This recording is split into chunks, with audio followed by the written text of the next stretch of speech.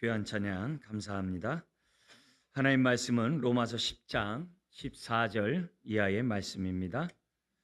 로마서 10장 14절에서 21절 우리 한 절씩 교도하도록 하겠습니다. 그런즉 그들이 믿지 아니하는 일을 어찌 부르리요? 듣지도 못한 일을 어찌 믿으리요? 전파하는 자가 없이 어찌 들으리요? 보내심을 받지 아니하였으면 어찌 전파하리요? 기록된 바 아름답도다 좋은 소식을 전하는 자들의 발이여 함과 같으니라. 그러나 그들이 다 복음을 순종하지 아니하였도다. 이사야가 이르되 주여 우리가 전한 것을 누가 믿었나이까 하였으니 그러므로 믿음은 들음에서 나며 들음은 그리스도의 말씀으로 말미암았느니라. 그러나 내가 말하노니 그들이 듣지 아니하였느냐? 그렇지 아니하니 그 소리가 온 땅에 퍼졌고 그 말씀이 땅끝까지 이르렀도다 하였느니라. 그러나 내가 말하노니 이스라엘이 알지 못하였느냐? 먼저 모세가 이르되 내가 백성 아닌 자로서 너희를 시기하게 하며 미련한 백성으로서 너희를 노엽게 하리라 하였고, 이사야는 매우 담대하여 내가 나를 찾지 아니하는 자들에게 찾은 바 되고 내게 묻지 아니한 자들에게 나타났노라 말하였고, 이스라엘에 대하여 이르되 순종하지 아니하고 거슬러 말하는 백성에게 내가 종일 내 손을 벌렸노라 하였느니라. 아멘. 아멘. 네, 우리 마라톤 때문에 교회 오기가 쉽지 않았을 텐데 또 이렇게 같이 예배드려서 또 반갑습니다. 우리는 지난주에 우리가 믿을 때 믿음의 대상과 또 우리가 그 대상에 대한 그 신앙 고백의 내용이 정확해야 한다는 것을 우리가 살펴봤습니다. 그래서 우리가 믿을 때 이 9절의 말씀, 우리 지난주의 말씀 가운데 이 9절의 말씀을 잘 기억하고 우리 마음 신비에 새겨야 된다고 했습니다. 읽어드리면 내가 만일 내 입으로 예수를 주로 시인하며, 예수님을 반드시 주로 시인해야 됩니다. 주로 시인한다는 그 속에서는 우리를 위하여, 우리의 죄를 위해 죽으시고 우리의 의를 위하여 부활하셨다는 그 사실이 전제되어 있는 얘기입니다. 그래서 예수님을 반드시 주님이라고 고백을 해야 돼요. 동시에 하나님이 그를 죽은 자 가운데 살리신 것을 내 마음에 믿으면, 마음으로 믿되 하나님이 예수 그리스도를 죽은 자 가운데 다시 살리신 것을 믿어야 돼요. 왜냐하면 예수님이 우리를 위해 대신 십자가에 죽으셨다고 아무리 해도 예수님을 하나님이 다시 살리시지 않으면 예수님의 그 죽음을 하나님이 받으신 게 아니에요. 예수님을 살리셨다는 얘기는 예수님의 대속 제물을 하나님이 받으셨다는 뜻이에요. 그래서 하나님이 예수님을 살리신 것을 마음으로 믿어야 그것이 참된 믿음이에요. 그 믿음에 우리의 믿음의 뿌리를, 우리가 그 말씀의 믿음의 뿌리를 내려야 돼요. 굉장히 중요해요. 그러면서 신앙 고백할 때에도 입술로만 우리가 믿는다고 하는 것이 아니라 10절에 있는 것처럼 정확하게 해야 한다 그랬어요. 사람이 마음으로 믿어 의에 이르고, 마음으로부터 믿으셔야 돼요. 마음으로부터 믿어 의에 이르고, 이 의의 이 기본 개념은 하늘나라의 그 법정에서 하나님이 우리에게 무죄함을, 너는 죄가 없다라고 선포하는 것이 의예요. 가장 기본적인 개념이 그거예요. 그래서 그 의는 세상의 법정에 당신은 무죄입니다라고 다르다고 그랬어요. 세상에서는 대법원에 의해 가지고 우리 이제 고등법원에서 다시 또 판결하고 또 그러지 않습니까? 그렇게 할 때 당신은 무죄입니다. 거기에 대한 보상으로 끝나지 그를 갖다가 재판관이 자녀로 삼지 않아요. 그러나 하나님은 무죄 선언할 뿐만 아니라 하나님의 자녀로 삼으세요. 왜 달라요? 근데 그 의롭다함 받음은 죽어서 마지막 백보자 심판, 최후 심판 때만 주어진 것이 아니라 내가 믿는 그 즉시 하나님의 의가 우리들에게 선포되고 예수 그리스도의 그 순종의 그 의가 저와 여러분들 것이 되는 거예요. 모든 것이 되는 거예요. 그래서 그것을 마음으로 믿으면 다 의에 이뤄요. 근데 마음으로 믿는 것을 끝나는 게 아니라 반드시 입으로 시인해야 돼요. 시인은 뭐예요? 함께 말하다. 하나님 앞에서 사람 앞에서 아주 동일한 신앙 고백을 정확하게 입으로 우리들이 해야 돼요.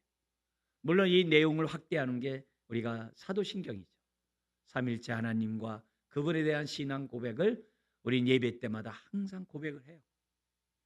아주 우리가 정확하게 대상과 그 내용에 대한 그 고백을 저와 여러분들이 할 때 구원에 이른다.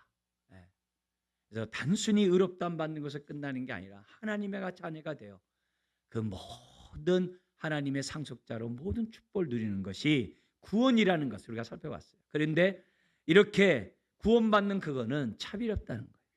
13절에 있는 것처럼 누구든지 주의 이름을 부르는 자들은, 믿고 주의 이름을 부르는 자들은 다 구원을 받으리라. 할렐루야. 그래서 이것에 대한 내가 분명한 이 믿음을 가질 때 나에게 은혜가 임하는 것이고, 그런 사람이 다른 사람에게 분명한 복음을 저와 여러분들이 전할 수 있는 거예요. 그래서 이 9절과 이 10절에 나와 있는 내용을 우리가 주목하고 마음에 새기고 항상 복음을 전할 때마다 아주 당당하게, 담대하게, 감사하게, 기쁨으로 우리가 이 메시지를 전해야만 한다는 거죠. 오늘 본문은 14절부터 21절 내용은 뭐냐면 복음은 들어야 되고 그래야 믿죠. 또 들어야 하는데 전하지 않는 사람이 없으면 안 되겠죠. 그래서 우리가 복음의 말씀을 전해야 된다라고 하는 그 메시지가 오늘 이제 본문의 주된 내용입니다. 그래서 너무나도 잘 알고 있는 그런 내용이기도 합니다만 우리가 이 본문 안에서 다시 한번 내가 이런 삶을 살고 있는지 우리가 돌이켜보는 귀한 시간이 되었으면 좋겠고요. 그래서 두 부분으로 나눠서 설교를 하려고 합니다. 먼저 14절부터 21절 너무 잘 알고 있는 본문이지만 원래 이 성경의 의미를 내가 잘 알고 있는지 제가 먼저 본문 설명을 한 다음에 그 다음에 우리 교훈, 이 본문에서 어떤 교훈을 얻어야 되는지 우리가 좀 살펴보려고 합니다. 먼저 본문의 내용의 말씀을 좀 하나하나 좀 설명하려고 하는데요. 14절, 15절은요 점층법으로 되어 있어요. 14절에 보면 어찌 부르리요? 어찌 믿고 부르질 수 있냐 이게. 뭐가 없으면요? 믿지 아니하면. 또 어찌 믿으리요? 듣지 못하면. 거기 나오죠? 어찌 거기 나오는 것처럼 전파리요? 거기 믿으려 한 다음에 어찌 들으리요? 뭐 하지 않으면요? 전파하지 아니하면. 심지어는 어찌 전파하리요? 하나님으로부터 보내심을 받지 않으면. 그렇게 되어 있어요. 그래서 이 좋은 소식을 전하는 자들의 발이여 함과 같도다. 그 앞에 아름답도다. 좋은 소식을 전하는 자들의 발이여 함과 같도다.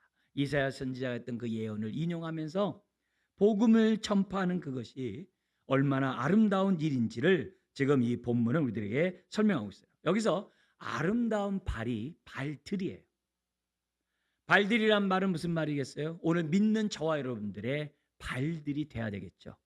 근데 아름다운 발은 뭐겠어요? 여기 나온 것처럼 보냄을 받은 자로서. 우리가 하나님의 부르심 가운데 예수 그리스도를 믿고 의롭다함 받았잖아요.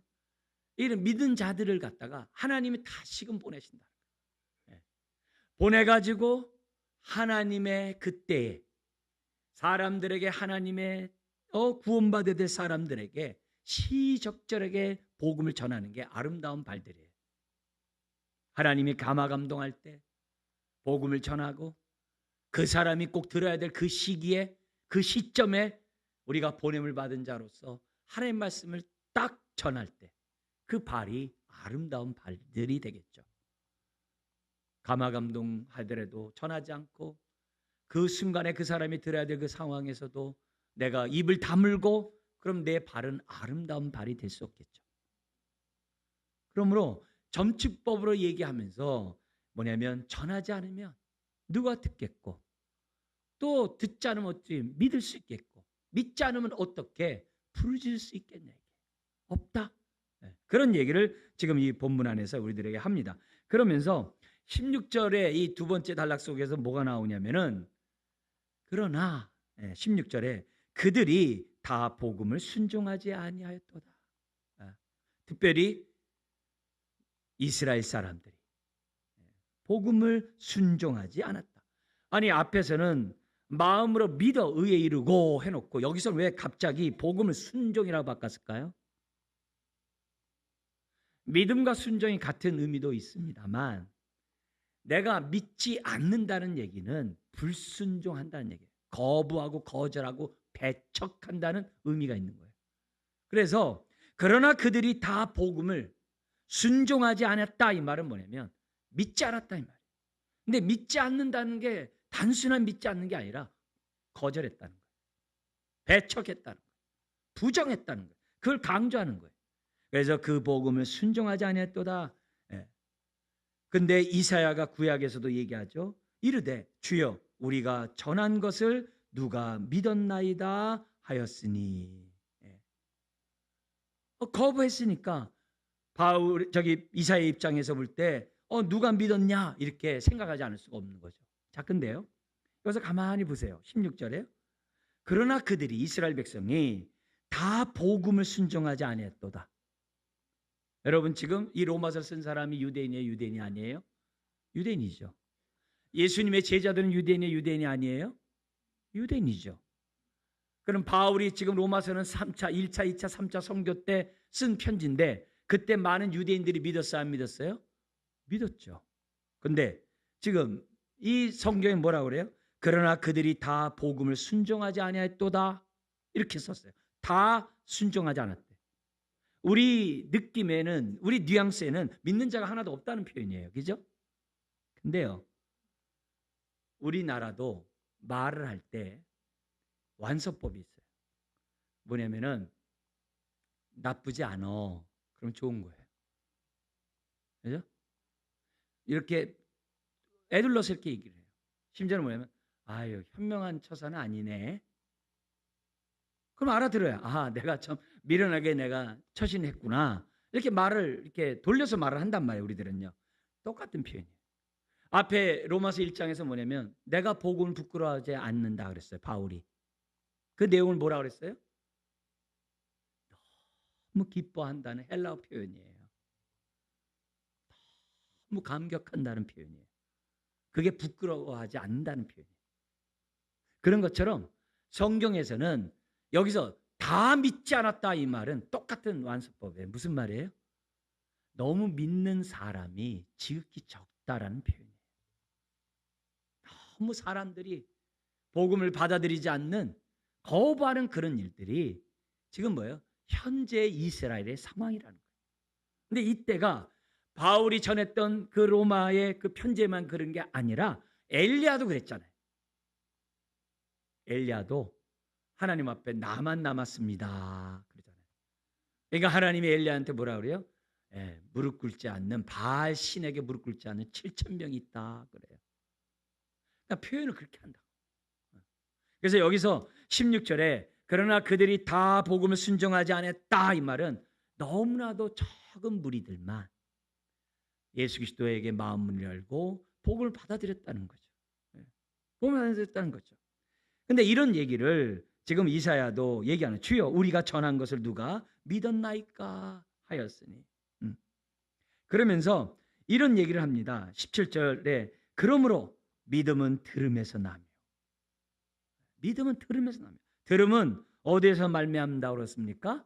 그리스도의 말씀으로 말미암는다. 여기에 이 말씀이 이제 우리 성도님들 가끔 이런 얘기를 해요. 이 말씀이 기록된 말씀이 이 로고스의 말씀인데 이것이 나에게 은혜가 되고 내가 깨달아지고 내 말씀이 돼야 돼. 레마가 돼야 돼. 이런 얘기들을 성도님들이 가끔 하세요.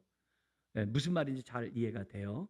왜냐하면 그 레마가 지금 들려져서 내가 깨닫고 내 것이 되었다 했을 때 레마라는 표현을 써요. 이게 그 단어가 17절에 있어요. 그리스도의 말씀으로 말미암다 했을 때 이 말씀이 레마예요. 근데 베드로전서에서는요, 레마나 로고스를 같이 섞어서 써요.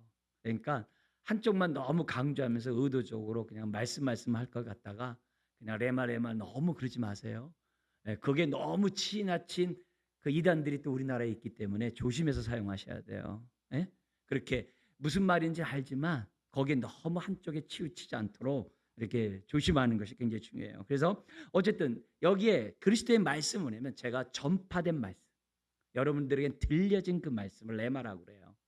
그 말씀으로 말미암아 우리들에게 어떻게 돼요? 믿음이 생긴다라고 성경은 요약하고 있어요. 중요한 건 뭐냐면 들어야 돼요. 들어야 돼요. 이게 강조점이에요. 그래서 쉐마 아시죠? 신명기에. 그게 뭐예요? 들으라 이 말이에요. 성경에 지금 모세를 비롯한 모든 선지자가 제일 많이 한 말이 뭐냐? 들으라 이 말이에요.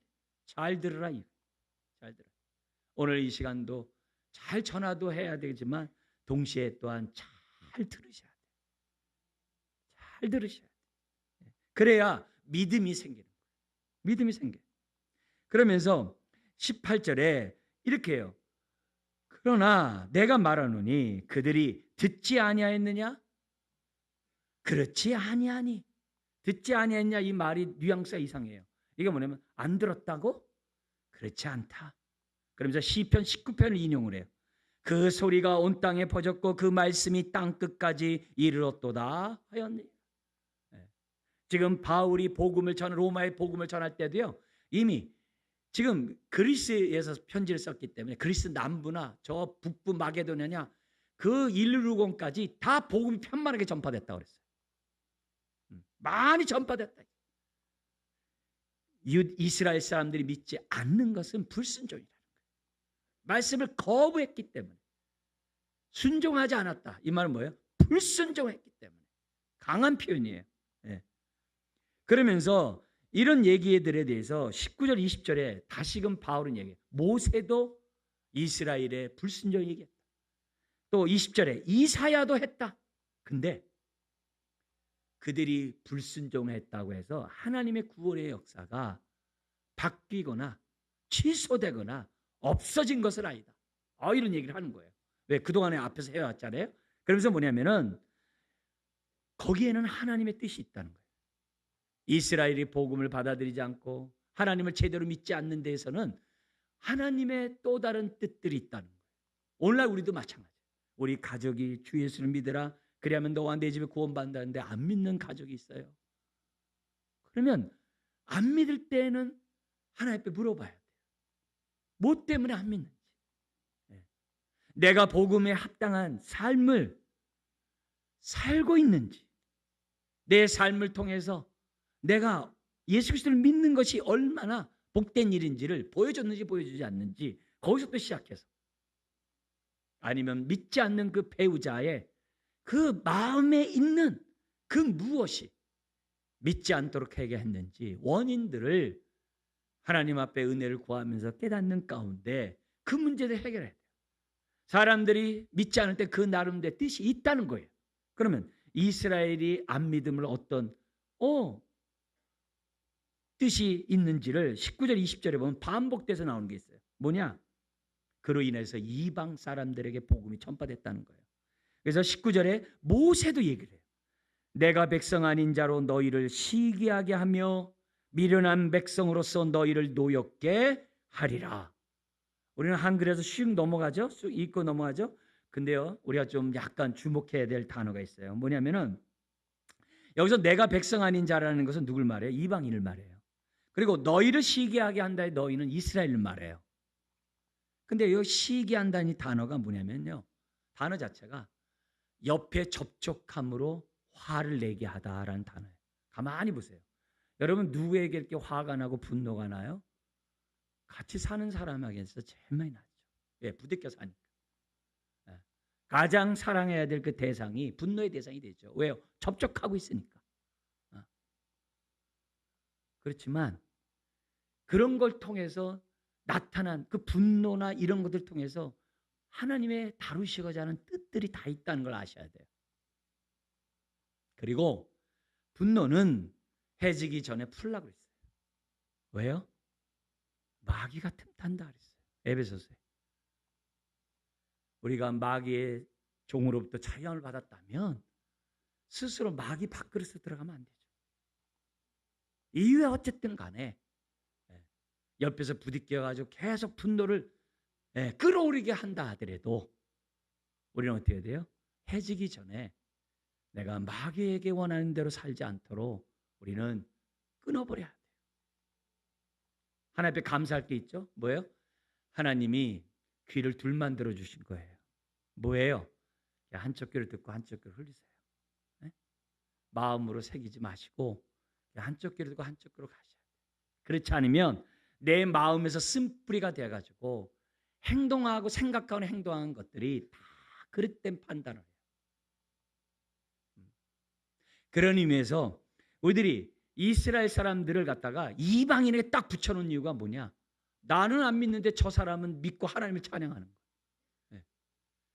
그래가지고 이스라엘 사람들이 나중에 부글부글 끓다가 어느 순간에 이방인들에게 전파된 그 하나님의 뜻이 성경에 모세도 예언하고 이사야도 예언했던 내용이네 하고 회개하고 돌이킬 그런 하나님의 뜻들이 있다는 거예요. 심지어 여기 백성 아닌 자로서 너희를 시기하게 하며 미련한 백성으로서 너희를 노엽게 하란다 그랬을 때 이 미련하다는 단어를 우린 주목해야 돼요. 여러분 이 로마서를 썼을 때 그 당시 사람들은요 이 편지를 쓰고 있었던 그리스에서는요 소크라테스, 아리스토텔레스, 플라톤을 누구보다도 숭배하고 있었던 시대예요. 근데 그들도 하나님을 발견하지 못하면 하나님의 눈에는 다 어떤 사람들이에요? 미련한 백성이랍니다. 오늘날도 밥박사들이 많이 있고 오늘날도 수많은 아주 석각들이 많이 있어도 하나님을 발견하지 못하면 다 미련한 자예요. 미련한 자예요. 그걸 우리들이 기억해요. 그러면서 오늘 이 얘기를 갖다가 이사야는 얘기를 해요. 매우 담대하게 사람들로부터 돌맞을 수 있는 각오하면서 내가 나를 찾지 않은 자들에게 찾은 바 되고 찾지 않은 자 누구에게겠어요? 이방인들이죠. 그런 자들에게 찾은 바 되고 전혀 기대하지 않았는데 그들이 찾았다. 그래서 유레카 그러잖아요. 그게 찾은 바 되었다. 또 내게 묻지 아니한 자들에게 나타났노라 말하였고 이 나타났다는 단어가 빛이 비쳤다라는 단어예요. 그렇잖아요. 여러분들 예수 그리스도를 믿을 때 어느 순간 갑자기 나에게 빛이 들어와가지고 믿지 않았습니까? 여러분들이 막 구원받고 싶어요. 막 예수님 막 자꾸 찾아서 여러분 구원받았습니까? 그렇지 않잖아요. 어느 누군가 갑자기 누군가가 내 안에 빛을 비춰주는 복음을 전했기 때문에 어느 순간에 많이 거부했지만 어느 순간 내게 틀려졌기 때문에 믿은 거 아니에요? 믿음의 가정에 태어났어도 하나님의 말씀이 내 안에 비춰지지 않을 수 있어요. 이유가 여러 가지 있을 수 있겠죠. 비춰지지 않을 수 있어요. 근데 어느 순간에 내가 모태신앙이지만 어느 순간에 하나님의 복음이 내 마음에 비춰져서 내가 죄인임을 깨닫고 하나님 없이 살 수 없다고 하는 이 신앙 고백 속에 예수를 나의 주라고 고백한 그런 경험들이 다 있는 거예요. 그게 뭐예요? 나타난 거예요. 내가 찾아서 찾은 게 아니에요. 나에게 찾아와진 거예요. 그게 구원이에요. 그게 복음이에요. 그걸 우리들에게 가르쳐주고 있어요. 그러니까 이런 모습을 아주 명확하게 우리들에 쓰면서 우리 안에 빛으로 찾아오신 그 주님에 대해서 우리가 어떤 마음으로 받아들여야 하는지를 보여주고 있어요. 그러면서 마지막 21절에 이렇게 얘기해요. 그런데 이스라엘에 대하여 순종하지 아니하고 순종하지 아니한다는 무슨 말이에요? 반대로 불순종하고 그죠? 거슬러 말하는 백성에게 아주 부정하고 거부하고 배척하고 예수를 십자가에 못 박아버리고 복음을 전하는 사람들을 핍박하는 그 백성에게 그 이스라엘에게 하나님의 태도가 뭐라고 그래요? 내가 종일토록 내 손을 벌렸노라 하였느니라. 여기 종일은 뭐냐? 종일토록. 다른 말로 하면 쉬지 않고 졸지도 않고 주무시도 않고 쉬지 않고 지금 뭐예요? 불순종하고 거부하고 있는 그런 자들에게 손을 펼치고 있다. 이런 의미에서 보니까 이스라엘의 죄는요, 우리와 같은 이방인들보다 더 큰 죄예요. 왜요? 하나님을 알고도 안 믿으니까. 그게 우리 본문입니다. 자, 여기 속에서 내용의 의미들을 여러분들 좀 생각하고 우리가 교훈을 좀 우리가 살펴보도록 하겠습니다. 첫 번째 교훈이 뭐냐면은, 여러분 여기 나오는 것처럼 15절에 보냄을 받지 아니하면 어찌 전파하리요라고 그랬어요.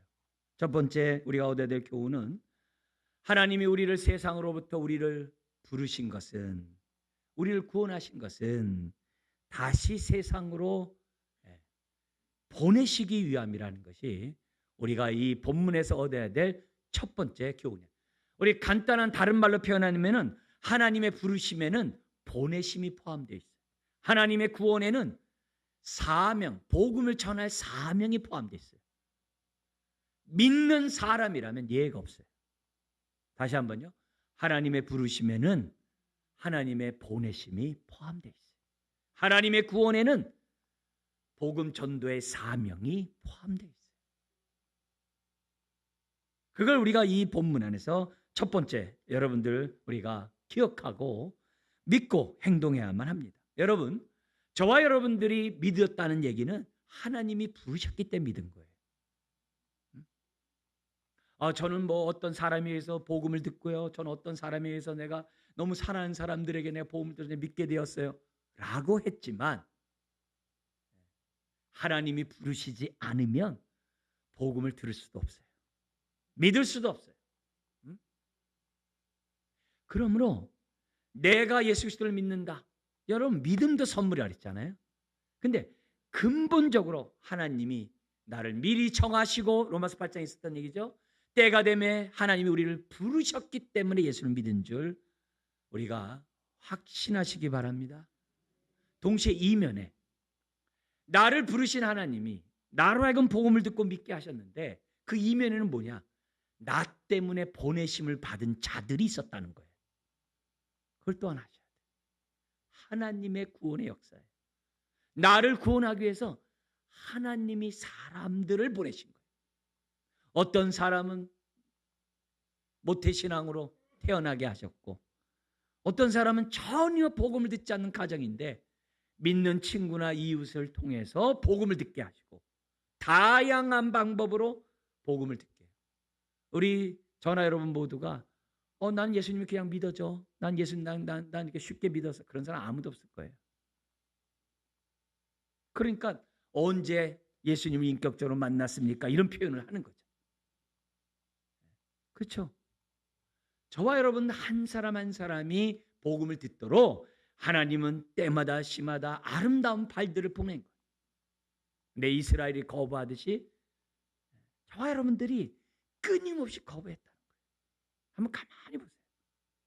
여러분 한 사람이 이 자리에 앉아서 예배드리기 전에 얼마나 많은 사람이 여러분들에게 보냄을 받은 자로서 여러분들에게 함께 했는지 몰라요. 저 개인적으로도 어렸을 때부터 다 마찬가지고, 저도 그래도 모태신앙이거든요. 저도요. 그러다가 사내 아이 3명을 키우는 그 30대 그 모자가정 그 아주머니가 저희 옆집에 살았어요. 옆집에 살았던 그 이봉회 권사님이 저를 그렇게 전도하려고 했어요. 제가 청소년기 안 나갈 때 그렇게 전도하려고 했어요. 그래서 그분의 모습에 따라서 또 워낙 이웃집에 너무 아주 좋은 분이라서 마음문을 열고 그분 따라서 수요 예배를 갖다가 어른 예배 이렇게 따라다니면서 신앙생활을 하게 되었거든요. 그분이 그래요. 나중에라도 만나서 이렇게 전화하고 그러면 뭐냐면 자기 세 아들 놓고 기도하는 것보다도 항상 저를 위해 먼저 기도한다고, 새벽마다 늘 기도한다고. 얼마나 감사한지 몰라요. 근데 그분이 저를 하기 전에 얼마나 주변에 많은 사람이 저를 전도했겠어요. 한 사람이 구원받기 위해서 수없이 많은 사람이 보냄을 받았다는 사실을 기억해야만 한다는 거죠. 그러므로 오늘 우리들이 이 본문을 통해서 우리가 알아야 될 것은, 내가 구원받기 위해서 보혈을 받은 자가 있었고 또 때가 되면 내가 부름받고 이렇게 믿게 되었다고 한다면 오늘 하나님의 부르심에는 보냄을 받았다라고 하는 이 대사명이 포함되어 있다고 한다면 기억하셔야 돼요. 그래서 로마서 1장 14절에 바울이 그러잖아요. 내가 믿지 않는 자들 때문에 구원받았기 때문에 내가 그들에게 다 빚을 진 자다. 나는 전도하는 것은 빚을 갚는 일이라고 지금 말했던 것을 봐요. 이런 얘기를 바울은 고린도후서 5장에 아주 잘 이렇게 설명해 놓은 본문이 있어요. 이게 고린도후서 5장 15절에서 21절인데 내가 예수 그리스도를 믿고 의롭다함 받고 구원받았다라고 얘기한다고 한다면 보냄을 받은 자로서의 삶을 살아야 한다는 것을 고린도후서 5장에 딱 설명해 놨어요. 거기 15절에 이렇게 되어 있습니다. 그가 모든 사람을 대신하여 죽으심은, 예수 그리스도가 모든 사람을 대신하여 죽으심은 살아있는 자들로 하여금 다시는 그들 자신을 위하여 살지 않고, 저와 여러분들이 그동안은 나를 위해 살았잖아요. 나를 위해 살지 않고, 그 다음 구절 한번 읽겠습니다. 오직 그들을 대신하여 죽었다가 다시 살아나신 이를 위하여 살게 하려 함이라. 그리스도를 위하여 살라는 거죠. 그러면서 16절에 그러므로 우리가 이제부터는 어떤 사람도 육신을 따라 알지 아니하노라. 비록 우리가 그리스도도 육신을 따라 알았으나 이제부터는 그같이 알지 아니하노라. 육신대로 안다는 게 뭐예요? 저 사람의 외모가 어떻네, 저 사람의 지위가 어떻네, 저 사람이 가진 능력이 어떻네, 그 사람들이 갖고 있는 세상의 모든 것들은 다 육신적인 거예요. 근데 그렇게 알지 않겠다는 거예요. 그렇게 사람 보지 않겠다는 거예요. 네, 그렇게 보지 않겠다는 거예요. 그러면서 17절에 얘기해요. 어떻게 보느냐? 그런즉 누구든지 그리스도 안에 있으면 새로운 피조물이라 이전 것은 지나갔으니 보라 새 것이 되었도다. 영으로 사람들을 본다는 거예요. 우리들은 눈에 보이는 육신대로 보이는 것을 무시 못해요. 거기에 따라서 우리들이 판단하고 또 거기에 따라서 결혼들을 합니다. 그러나 결혼한 대상자라 할지라도 육으로 배우자들을 보면 안 돼요. 영으로 저 사람이 하나님 사랑을 받은 자인가 안 받은 자인가, 저 사람이 거듭났는가 거듭나지 않았는가. 세상 사람들을 볼 때에도 저 영혼이 주의 사랑을 경험했는가 안 했는가, 그렇게 봐야 돼요. 그리고 믿는 사람들은 함께 유업을 이을 자인 것으로 알고 감사하는 눈을 가져야 돼요. 근데 자꾸 육의 눈으로 봐요. 자꾸 눈에 보이는 것으로 판단을 해요. 베드로도 그의 편지를 쓰면서 성도들을 향해 뭐라고 해요? 나와 동일한 보배로운 믿음을 가진 형제들이요, 그렇게 얘기했어요. 그게 영으로 보는 거예요. 교회 안에서 서로를 바라볼 때도 나와 동일한 믿음을 가진 자로 봐야 돼요. 불신자를 바라볼 때 그 사람이 외적인 그런 게 중요한 게 아니에요. 주님 만났는가 안 만났는가. 그래야 보냄을 받은 자로서의 삶을 살 수 있어요. 육체대로 알면 보냄을 받은 자로서의 삶을 살지 못해요. 그러면서 18절에 이렇게 얘기해요. 5장 18절에 모든 것이 하나님께로 났으며 그가 그리스도로 말미암아 우리를 자기와 화목하게 하시고 또 우리에게 화목하게 하는 뭘 줬다고 그래요? 직분을 줬대요. 목사보다도 귀한 직분을 다 줬대요. 장로보다 귀한 직분을 다 줬대요. 권사 집사보다 더 좋은 직분을 모든 성도들이 다 줬대요. 그게 뭐예요? 화목의 직분. 화목의 직분이 뭐예요? 그게 전도하는 거예요. 전도하는 거예요. 전도하는 거예요. 다른 게 아니에요. 복음에 대한 다른 측면의 요약이 그게 18절이에요. 하나님과 화목하게 됐던 것. 죄로 말미암아 하나님과 깨어진 관계가 우리가 믿음으로 하나님과 하나 되는 화목하게 된 게 복음이에요. 지금 그 얘기를 하는 거예요. 그러면서 19절에 이렇게 해요. 곧 하나님께서 그리스도 안에 계시사 세상을 자기와 화목하게 하시며 그들의 죄를, 저와 여러분들의 죄를 우리에게 돌리지 아니하시고 화목하게 하는 말씀을 우리에게 뭐 하셨다? 부탁하셨다. 그래서 하나님의 구원에는 보냄받음의 사명이 있는 거예요. 부탁하셨어요. 그러면서 20절에 우리 같이 한번 읽겠습니다. 그러므로 우리가 그리스도를 대신하여 뭐가 돼요? 사신이 되어 하나님이 우리를 통하여 너희를 권면하시는 것 같이 그리스도를 대신하여 강청하노니 너희는 하나님과 화목하라. 여기 사신. 사신이 뭐예요? 보냄을 받은 자로죠.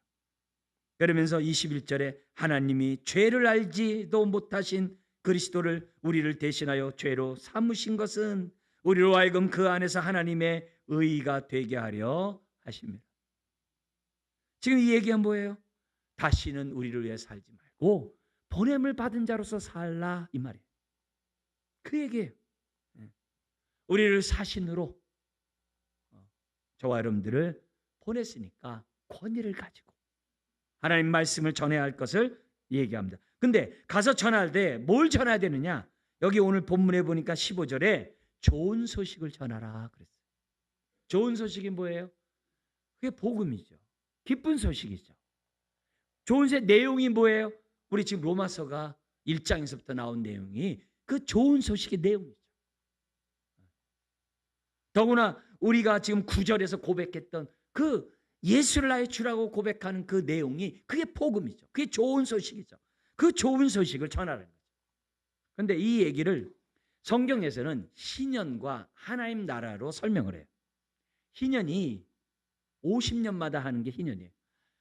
7년마다 하는 게 안식년이고, 그래서 안식년의 안식년이 희년이에요.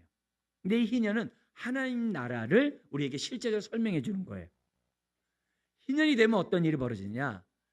빚을 못 갚아가지고 내가 종이 됐어요. 근데요, 희년이 되면요, 모든 빚이 탕감받아요. 모든 종되었던 자들이 다 자유인이 돼요. 그래서 다시 그리스도 안에서 한 몸을 이루는 날이 희년이에요. 그게 하나님 나라예요. 그게 예수 그리스도 안에서 얻는 복음의 기쁨이에요. 그래서 여기 좋은 소식에는 뭐가 있어야 되냐면 희년의 기쁨이 있어야 돼요. 죄와 사망에서 자유함을 받은 해방된 그 기쁨. 이 안에 기쁨이 있어야 돼요. 탕감받은 해방의 기쁨이 있어야 돼요. 그래야 좋은 소식을 전하죠. 제가 이런 얘기 가끔 했죠. 옆에 사람이 옆집에서 인사해요.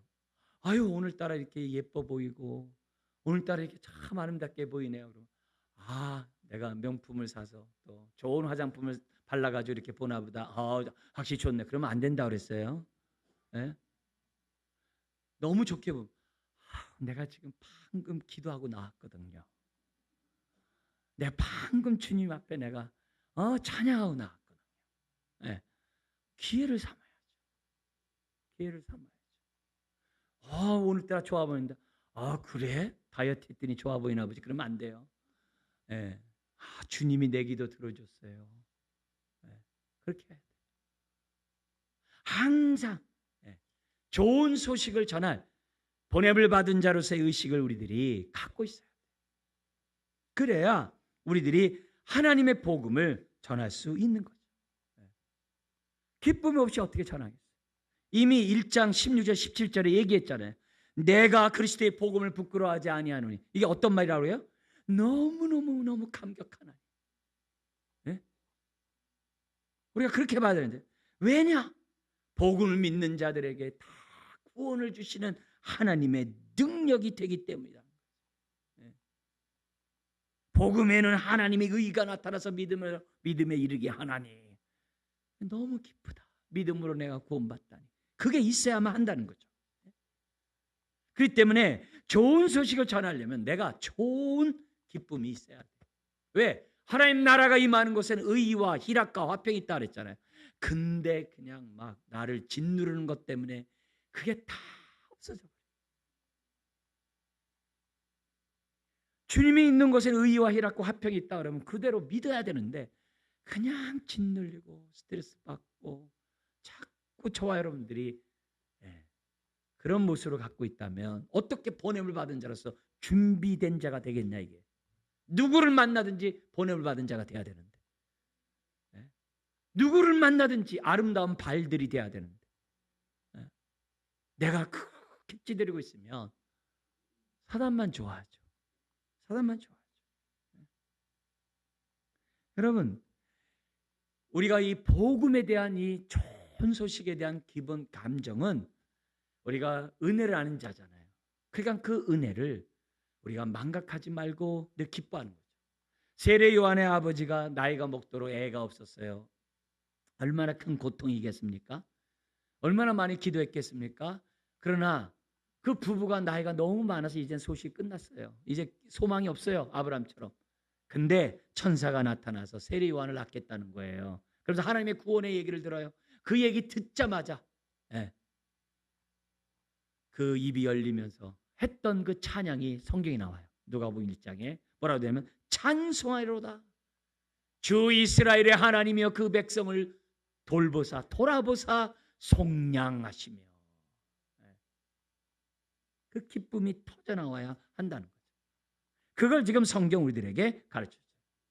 스가랴는 다른 게 아니야. 하나님이 드디어 역사하셨군요. 개입하셨군요. 약속을 이루셨군요. 그 얘기를. 우리 다음번에 읽을 에스겔 33장 11절에 보면 하나님은 악인이라도 멸망하는 것을 기뻐하지 않는다 했었어요. 그렇기 때문에 우리는 긍휼에 풍성하신 하나님 앞에 우리가 보냄을 받은 자로서 준비들을 하고 있어요. 100m 달리기를 하는 선수들이 뭘 준비하고 있어요? 땅 소리가 날 때까지 온 걸 다 딱 준비하고 있잖아요. 그렇게 보냄을 받은 자의 의식을 가져야만 한다는 거예요. 그래서 우리가 아름다운 발들이 돼야 돼요. 우리가 전도할 뿐만 아니라 선교하는 그 일에도 우리들이 힘을 다해야 돼요. 힘을 다해야 돼요. 우리 교회에서 각 부서에서 우리 전도회나 교육부서에서 헌금과 회비를 가지고 지금 뭐냐면 협력 선교를 하고 있어요. 그리고 해외 아동을 입양하고 있어요. 그 헌금으로 그 회비로 미자립 교회를 돕고 있어요. 여러분 쉬지 말고 기도하셔야 돼요. 끊임없이 기도하셔야 돼요. 그리고 끝까지 우리의 삶 속에서 그런 일들을 멈추지 말아야 돼요. 네. 여러분들이 회비하고 헌금하는 거 끝나지 말고 끊임없이 보냄을 받은 자로서의 이 사명을 감당하셔야 돼요. 그래서 계속 부서마다 계속 기도하셔야 돼요.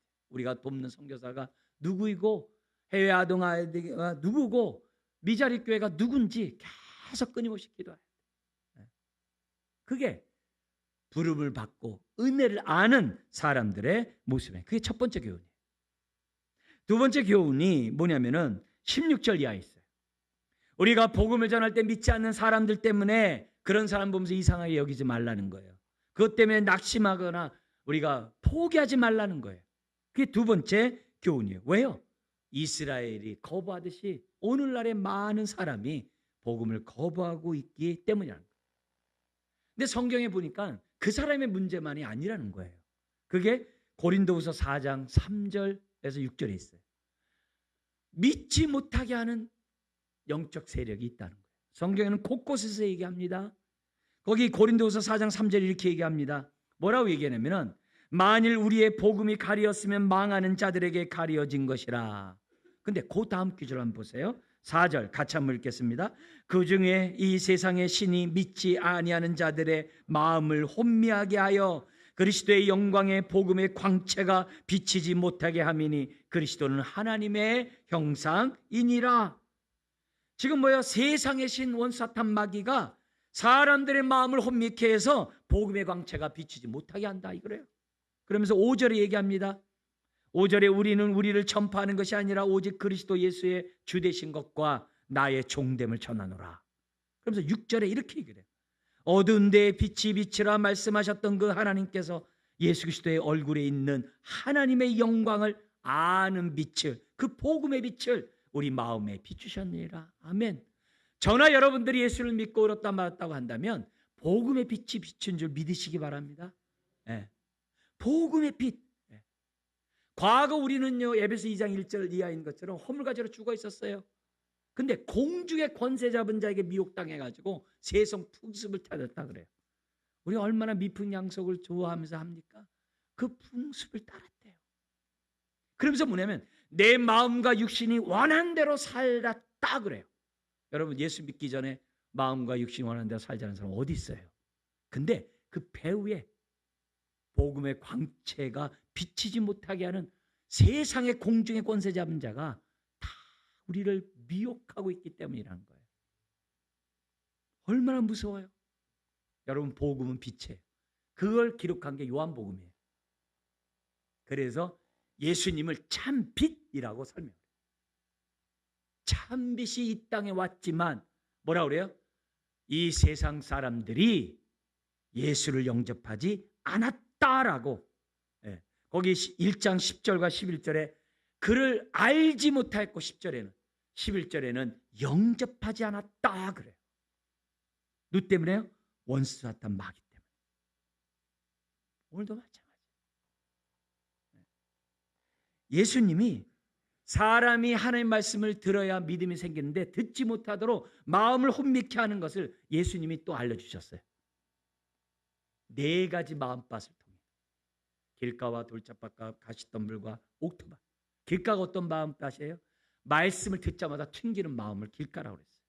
근데 알고 봤더니 그 사람이 거부하는 게 아니라 사탄이 그 말씀을 채갔다고 그랬어요. 우리 예수님의 해석이에요. 돌짝밭이 있어요. 어떤 사람이 복음을 듣고 너무 기뻐가지고 막 좋아가지고 막 그 믿음의 뿌리가 내리려고 하는데 시험을 쳐가지고 믿음을 쳐버리게 뺏어가 버렸다 그랬어요. 가시덤불 마음밭이 있어요. 신앙생활 잘하도록 내버려둬요. 근데 형식적으로 종교적으로 신앙생활에도 내버려두는 거예요. 그러면서 예배를 드리면서 세상 염려, 돈, 세상 쾌락 계속 그런 걸 생각해가지고 기운이 막혀서 열매를 못 맺도록 사단이 쫙 했대요. 그게 가시덤불 마음밭이. 그렇게 마음을 혼미케 해가지고 사람들은 복음이 들어오지 못하도록 했다는 거예요. 그렇지만 옥토밭이 있어요.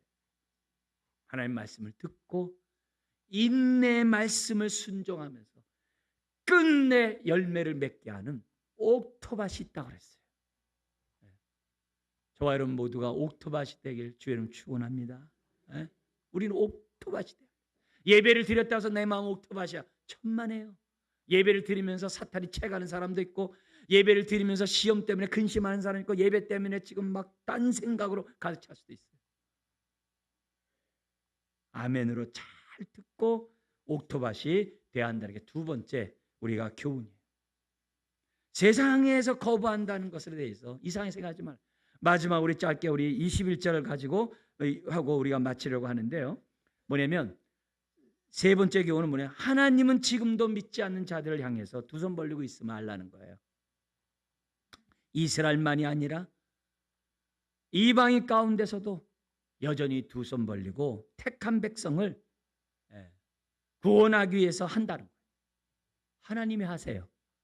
우리가 게을러서 못하더라도 두려워서 못하더라도 우리가 안 해도 하나님이 택한 자들은 반드시 구원하세요. 반드시 구원하세요. 성경에 보면은 탕자의 비유가 있어요. 막내 아들이 자기 유업을 달라고 해가지고 돈을 가지고 나가지고 다 탕진해버렸어요. 돼지들이 먹는 그 쥐염 열매로도 배가 고파요. 자기네 아버지 집에 종들은 잘 먹는 거 생각하고 내가 그 품꾼들 중에 하나라도 돼야 되겠다 해가지고 집에 와요. 남나한 모습으로 집을 돌아오는 그 모습을 누가 먼저 발견했냐? 아들이 아버지를 먼저 발견한 게 아니라 아버지가 먼저 발견해요. 왜요? 기다리고 계시니까. 그리고 그 아들에게 자녀의 신분을 다시 회복해요. 옷도 입혀주고 가락지도 끼워주고 신발도 신겨주고 그 동네에서 무시당하지 않도록 하기 위해서 동네 사람들 다 불러놓고 송아지를 잡아서 잔치를 벌여요. 그렇게 해요. 자, 근데 이 소식을 들은 큰아들이 밭에 가서 일하고 돌아왔는데 모든 걸 탕진하고 돌아온 그 동생을 위해서는 송아지를 잡았다는 거예요. 자기 위해서는 양 한 마리도 안 잡아주시고 섭섭한 거예요. 그래서 그 잔치 안 들어와요. 그러자 아버지가 그 잔치 자리에서 나가서 큰아들을 맞이합니다. 나는 다 열심히 했건만 해준 것도 없는데 다 탕진하고 온 동생은 저렇게 해주냐. 아버지의 마음을 오해하는 거죠. 네, 오해하는 거죠. 다 이게 다 네 것 아니냐. 주님은 여전히 그를 갖다가 설득하고 있고 잔치 자리에는 합석하지 못하고 계세요. 그렇게 끝나요. 이게 무슨 말이에요? 교회 안에서도 큰아들과 같은 성도들이 있다는 거예요.